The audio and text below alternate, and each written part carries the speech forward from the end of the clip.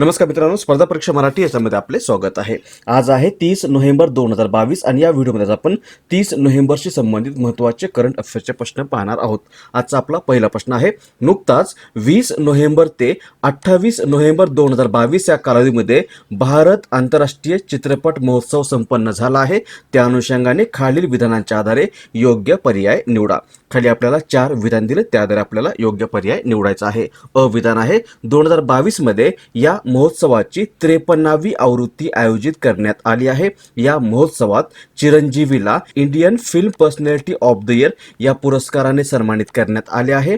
I have electric dream या Spanish चित्रपटाला सर्वोत्कृष्ट चित्रपटासाठीचा देण्यात येणारा प्रतिष्ठित सुवर्ण मयूर हा पुरस्कार देऊन गौरवण्यात आला आहे। आणि या महोत्सवाची सुरुवात 1952 या वर्षामध्ये झाली आहे। आणि याचं बरोबर उत्तर आहे किंवा योग्य पर्याय आहे पर्याय क्रमांक 4 अ, ब, क आणि ड ही 4ही विधाने बरोबर आहेत। हा जो चित्रपट महोत्सव आहे, भारत आंतरराष्ट्रीय चित्रपट महोत्सव किंवा international film festival of India किंवा थोडक्यात इफ्फी, हा आशियातील सर्वात जुना आणि भारतामधला सर्वात मोठा चित्रपट महोत्सव म्हणून ओळखला जातो। याची सुरुवात झालेली 1952 या वर्षापासून आणि 2022 मध्ये या महोत्सवाची 53वी आवृत्ती किंवा 53वा महोत्सव जो आहे तो नुकताच 20 नोव्हेंबर ते 28 नोव्हेंबर 2022 या कालावधीमध्ये गोवा या ठिकाणी आयोजित करण्यात आलेला आहे किंवा संपन्न झालेला आहे। आणि या महोत्सवामध्ये दक्षिणात्य सुपरस्टार चिरंजीवीला Indian film personality of the year या पुरस्काराने सन्मानित करण्यात आले आहे। यासोबतच आय हॅव इलेक्ट्रिक ड्रीम या स्पॅनिश चित्रपटाला यामध्ये प्रतिष्ठित सुवर्ण मयूर किंवा गोल्डन पिकॉक या पुरस्काराने सन्मानित करण्यात आले आहे। त्यामुळे आपलं उत्तर असेल पर्याय क्रमांक 4 ही दिलेली 4ही विधाने बरोबर आहेत। सोबत हे लक्षात ठेवा की भारतामधला पहिला हिमालयन चित्रपट महोत्सव जो आहे तो लडाखमध्ये सप्टेंबर 2021 मध्ये आयोजित करण्यात आला होता। त्यानंतर पुढचा प्रश्न आहे, गरुड शक्ती हा भारत आणि डॅश या देशादरम्यान आयोजित करण्यात येणारा संयुक्त युद्ध सराव आहे। याचं बरोबर उत्तर आहे पर्याय क्रमांक 1 इंडोनेशिया। गरुड शक्ती हा भारत आणि इंडोनेशिया या दोन देशांचा संयुक्त लष्करी सराव आहे। आणि या सरावाचं 8वं संस्करण जे आहे ते नुकतंच 21 नोव्हेंबर ते 3 डिसेंबर 2022 या कालावधीमध्ये इंडोनेशियामध्ये आयोजित करण्यात आलेला आहे। हा सराव दोन्ही देशांच्या लष्करादरम्यान सामंजस्य आणि सहकार्य वाढवण्यासाठी दरवर्षी आयोजित केला जातो। उत्तर असेल आपलं पर्याय क्रमांक 1 इंडोनेशिया। मग इंडोनेशिया मॅपमध्ये पाहिलं तर इथे आहे इंडोनेशिया हा देश, राजधानी आहे जकार्ता, सध्या राष्ट्रपती जोको विडोडो आणि करन्सी किंवा चलन आहे इंडोनेशियन रुपया। पुढचा प्रश्न, खालीलपैकी कोण भारतीय ऑलिम्पिक संघाच्या किंवा संघटनेच्या पुढील अध्यक्ष बनले आहेत? याचं बरोबर उत्तर आहे पर्याय क्रमांक 2 पी.टी. उषा। पी.टी. उषा या आता भारतीय ऑलिम्पिक संघटनेच्या पुढील अध्यक्ष बनलेल्या आहेत। भारतीय ऑलिम्पिक संघटनेच्या अध्यक्षपदी नुकतीच भारताची दिग्गज धावपटू पी.टी. उषा यांची निवड निश्चित झालेली आहे। या पदासाठी इतर कोणीही उमेदवारी दाखल केली नसल्यामुळे यांची निवड आता बिनविरोध होणार आहे।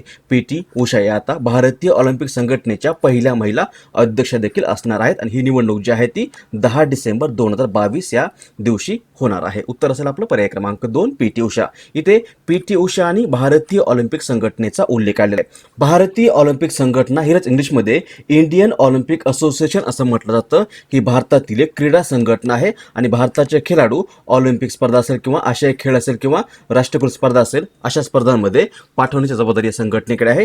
हिची स्थापना झालेली आहे 1927 या वर्षामध्ये आणि मुख्यालय आहे नवी दिल्ली या ठिकाणी। आणि पी.टी. उषा एक भारतीय ॲथलीट आहेत। या भारतामधले एक उत्तम धावपटू म्हणून त्यांना ओळखलं जातं। त्यांना भारताची ट्रॅक आणि मैदानाची राणी किंवा सुवर्णकन्या तसंच पाया येवली एक्सप्रेस या नावाने ओळखलं जातं। सोबत त्यांना 1983 या वर्षामध्ये अर्जुन पुरस्कार आणि 1985 या वर्षामध्ये पद्मश्री या पुरस्काराने सन्मानित करण्यात आलं होतं। त्यानंतर पुढचा प्रश्न, खालीलपैकी कोणत्या देशाने डेव्हिस कप 2022 ही स्पर्धा जिंकली आहे? याचं बरोबर उत्तर आहे पर्याय क्रमांक 1 कॅनडा। कॅनडा या देशाने 2022 ची ही डेव्हिस कप ही स्पर्धा जिंकलेली आहे। डेव्हिस कप ही स्पर्धा जगातील सर्वात मोठ्या आंतरराष्ट्रीय स्पर्धेपैकी एक स्पर्धा आहे आणि ही एक आंतरराष्ट्रीय पुरुष टेनिस स्पर्धा आहे। याचं आयोजन आंतरराष्ट्रीय टेनिस महासंघाकडून केलं जातं आणि 2022 या वर्षामध्ये ही स्पर्धा नुकतीच 13 सप्टेंबर ते 27 नोव्हेंबर 2022 या कालावधीमध्ये आयोजित करण्यात आलेली आहे। आणि 27 नोव्हेंबर या दिवशी स्पेनमध्ये खेळवल्या गेलेल्या अंतिम सामन्यामध्ये कॅनडाने ऑस्ट्रेलियाला नमवून यावर्षी ही स्पर्धा जिंकण्याची कामगिरी कामगिरी केलेली आहे. त्यामुळे आपलं उत्तर असेल पर्याय क्रमांक 1, कॅनडाने 2022ची ही डेव्हिस कप ही स्पर्धा जिंकलेली आहे. त्यानंतर पुढचा प्रश्न, S&P ग्लोबल रेटिंग्जने भारताचा चालू आर्थिक वर्षामध्ये विकास दर किती राहण्याचा अंदाज व्यक्त केला आहे? याचं बरोबर उत्तर आहे पर्याय क्रमांक 3, 7%. S&P ग्लोबल ही एक अमेरिकन क्रेडिट रेटिंग एजन्सी आहे आणि याच S&P ग्लोबल रेटिंग्जने नुकतंच भारताचा 2022-23 किंवा चालू आर्थिक वर्षामध्ये विकास दर जो आहे तो 7% राहील असा अंदाज व्यक्त केलेला आहे. पुढचा प्रश्न, हरिमो शक्ती हा भारत आणि डॅश या देशादरम्यान आयोजित करण्यात येणारा संयुक्त युद्ध सराव आहे. याचं बरोबर उत्तर आहे पर्याय क्रमांक 4, मलेशिया. हा हरिमौ किंवा हरिमौ शक्ती हा भारत आणि मलेशिया या दोन देशादरम्यान आयोजित करण्यात येणारा संयुक्त युद्ध सराव आहे आणि हा सराव 2012 या वर्षापासून भारत आणि मलेशिया दरम्यान आयोजित केला जात आहे. हा एक वार्षिक सराव आहे. याचा उद्देश आहे दोन्ही देशातील सैन्यादरम्यान संरक्षण सहकार्य वाढवणे आणि 2022 मध्ये हा सराव 29 नोव्हेंबर पासून ते 12 डिसेंबर 2022 या कालावधीमध्ये मलेशियामध्ये आयोजित करण्यात आलेला आहे. त्यामुळे आपलं उत्तर असेल पर्याय क्रमांक 4, मलेशिया. मलेशिया मॅपमध्ये पाहिलं तर इथे आहे मलेशिया हा देश, राजधानी आहे कोलालंपूर, सध्या प्राईम मिनिस्टर आहेत अब्दुल्ला अनवर इब्राहिम आणि चलन आहे रिंगीट. इथे हा युद्ध अभ्यासाचा प्रश्न आहे. आपण कालच सगळे महत्त्वाचे युद्ध अभ्यास थोडक्यात रिवाईज केले होते. इथे देखील आपण क्विकली रिवाईज करूयात. भारताचे इतर महत्त्वाचे युद्ध अभ्यास त्यामध्ये एक आहे वज्रप्रहार आणि युद्ध अभ्यास. हे दोन्ही युद्ध अभ्यास भारत अमेरिकेसोबत करतो. गरुड शक्ती भारत आणि इंडोनेशिया दरम्यान होतो. Shakti Bharat France, Dharma guardian Bharat Japan, Suryakiran Bharat Nepal, hand in hand Bharat चीन सोबत करतो. सिम्बेक्स भारत सिंगापूर, मालाबार हा अमेरिका भारत जपान ऑस्ट्रेलिया या 4 देशांचा संयुक्त युद्ध सराव आहे. अलनगा हा भारत ओमान, इकोवेरिन भारत मालदीव, इंद्र भारत रशिया, लॅमिते हा भारत आणि सेशल्स यांचा संयुक्त युद्ध सराव आहे. मैत्री भारत थायलंड, मित्रशक्ती भारत श्रीलंका आणि संप्रीती हा भारत आणि बांगलादेश यांचा संयुक्त युद्ध सराव आहे. पुढचा प्रश्न, खालीलपैकी कोणी India the mother of democracy या पुस्तकाचे प्रकाशन केले आहे? याचं बरोबर उत्तर आहे पर्याय क्रमांक 3, धर्मेंद्र प्रधान. पुस्तक आहे, नाव आहे पुस्तकाचं India the mother of democracy. या पुस्तकाचं प्रकाशन नुकतंच भारताचे केंद्रीय शिक्षण आणि कौशल्य विकास मंत्री धर्मेंद्र प्रधान यांनी नवी दिल्ली या ठिकाणी केलेलं आहे आणि हे पुस्तक Indian council of historical research किंवा ICHR द्वारे तयार करण्यात आलेलं आहे. या पुस्तकामध्ये सभ्यतेच्या सुरुवातीपासून भारतामध्ये रुजलेल्या लोकशाही नीतिमत्तेचं प्रदर्शन करण्यात आलेलं आहे.